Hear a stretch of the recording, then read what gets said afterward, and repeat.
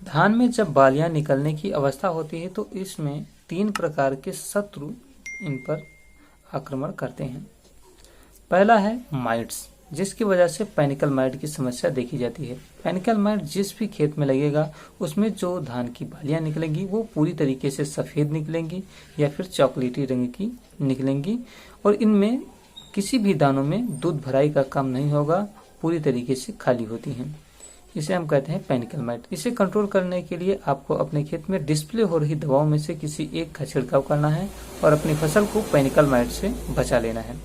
धान का दूसरा शत्रु एक फंगस है, जिसके कारण फॉल्स स्पॉट, कंडवा रोग या फिर आप हल्दी रोग कह लीजिए, ये रोग लगता है।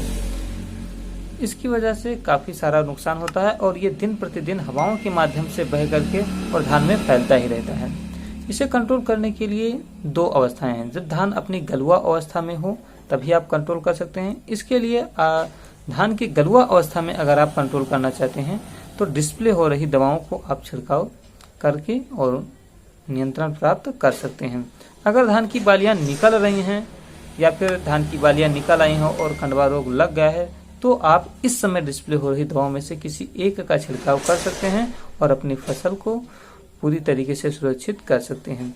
इन दवाओं का छिड़काव अगर आप कर देते हैं तो जो कंडवा रोग लगा हुआ है वो नियंत्रित हो जाएगा और फैलेगा नहीं, और जो है भी लगा भी है वो खत्म हो जाएगा। धान का तीसरा शत्रु होता है गंधी बग, जो धान की बालियां निकलती हैं उनके दानों में अपने सुई आकार मुंह को चूहो करके उनसे उनका दुग्ध चूस लेता है। इस वजह से बालियों के दानों में दूध भराई का काम नहीं हो पाता है।